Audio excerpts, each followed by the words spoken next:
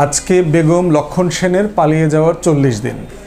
আপনারা জানেন যে আমরা যখন মুসলমানরা কেউ মারা যায় আমরা একটা দোয়া পড়ি যে ইন্না লিল্লাহি ওয়া ইন্না ইলাইহি রাজিউন, যে এটা জীবিত মানুষদের জন্য আসলে একটা দোয়া যে নিশ্চয়ই আমি আল্লাহর কাছ থেকে এসেছি এবং আমি ওনার কাছেই আবার ফিরে যাব। এটা হচ্ছে নিজেকে মনে করিয়ে দেওয়ার জন্য আর কি। তো কারণ হচ্ছে যে উনি আমাদের মালিক, আমাদের রব প্রভু, ওনার কাছে আমরা ফিরে যাব। তো হাসিনা আসলে বেগম লক্ষণ সেন দেশ থেকে পালিয়ে ওনার মালিকের দরবারে চলে গেছেন। তো সেই হিসাবে আসলে একটা 40 পালন করাটা যেতে পারে, এটা একটা ভালো উদ্যোগ। যেহেতু উনি বাংলাদেশ থেকে পলায়ন করেছেন মানে হচ্ছে ক্ষমতা থেকে ওনার মৃত্যু হয়েছে। তো এই ক্ষমতার মৃত্যুর পরে উনি ওনার রবের কাছে পালিয়ে চলে গেছেন দিল্লিতে।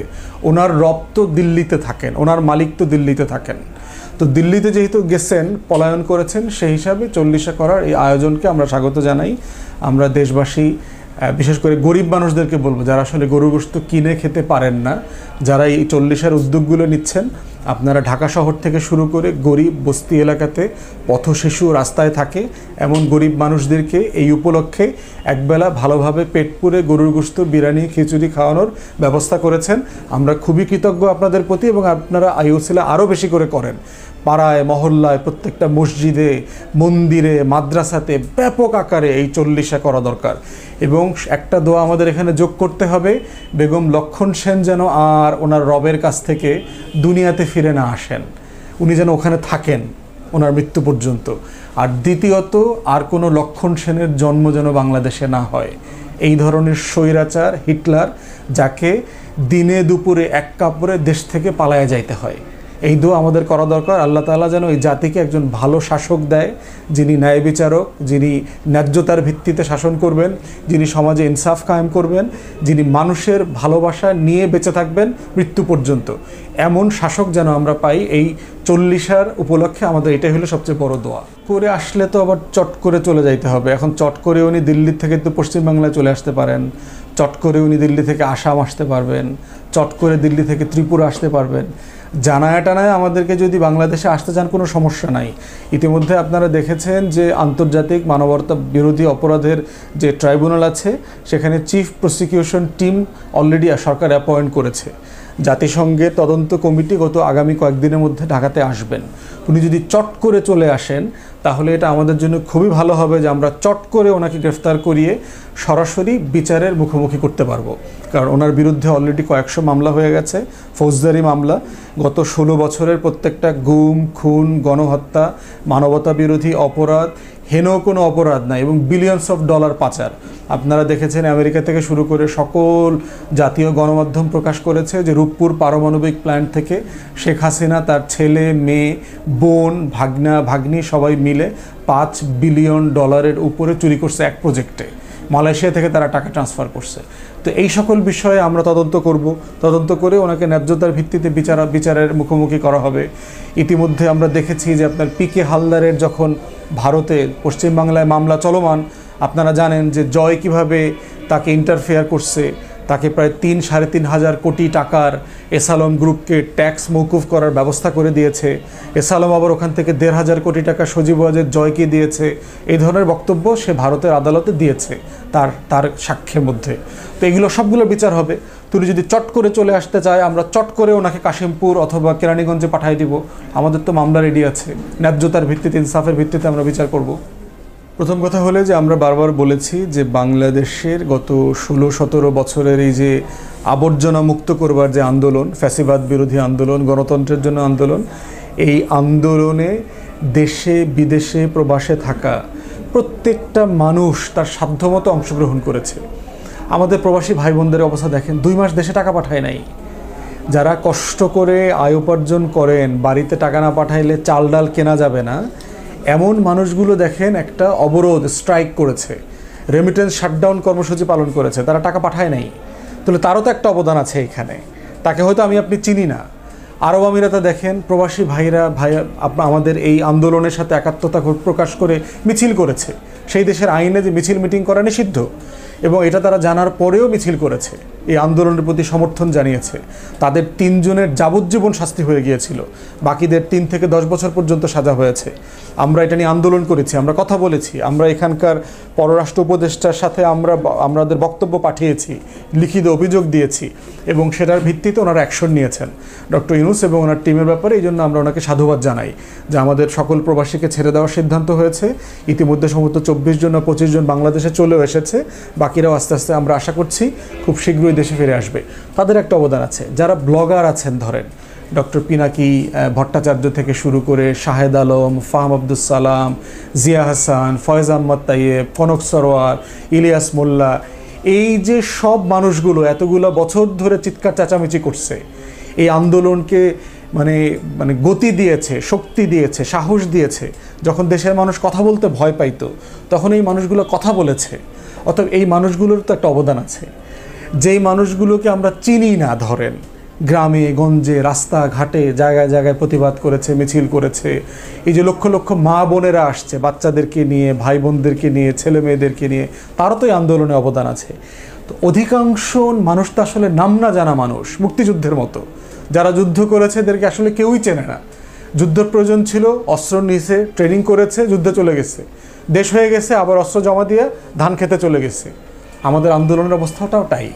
সবাই আন্দোলনে আসছেন যার যার বাড়ি থেকে, ঘর থেকে, কাজ থেকে, আন্দোলন শেষ, বাড়ি চলে গেছেন, ক্রেডিট নেয় নাই। তো এই জন্য আমরা বারবার বলেছি যে ছাত্র সমাজের এখানে একটা বড় অবদান আছে, কিন্তু সেটা একক না। অতএব আমরা সবাইকে এই অবদানটা, এই ক্রেডিটটা দেওয়ার পক্ষে।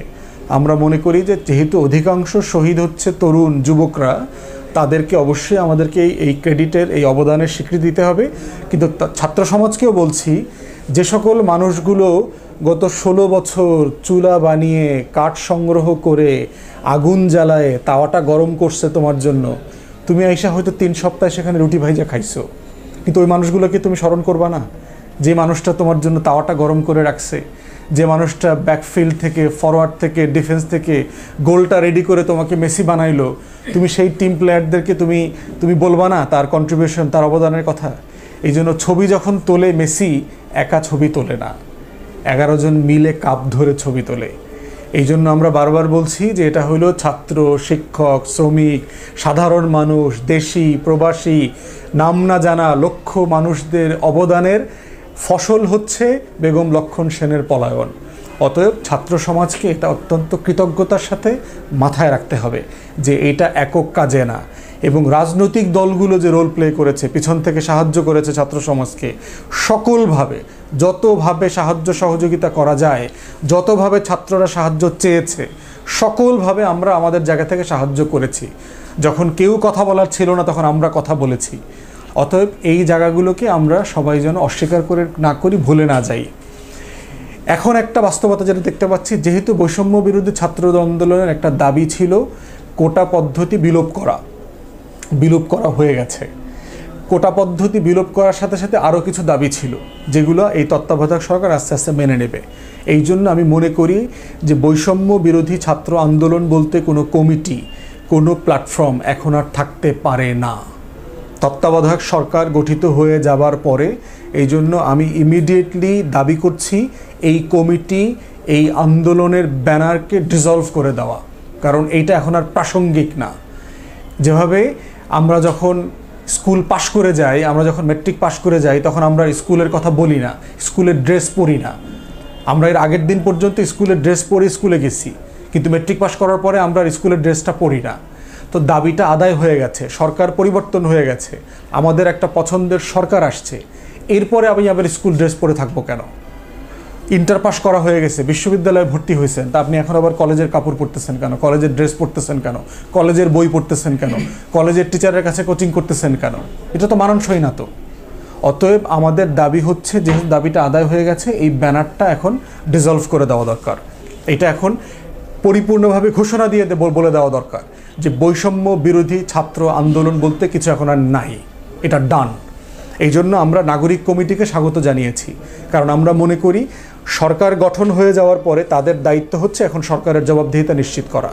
এবং বৈষম্য বিরোধী ছাত্র আন্দোলন থেকে 2 জনকে অ্যাডভাইজার করা হয়েছে, তাদের একজন প্রতিনিধি প্রধান উপদেষ্টার সচিব হয়েছেন, রাজনৈতিক সচিব হয়েছেন, বিশেষ সহকারী হয়েছেন, তাহলে তাদের প্রতিনিধিত্ব তো ইতিমধ্যে সরকারের ভিতরে চলে গেছে। এখন দায়িত্ব হচ্ছে নাগরিক কমিটি যেটা করেছে সেটার মাধ্যমে তারা জবাবদিহিতা চাইবে।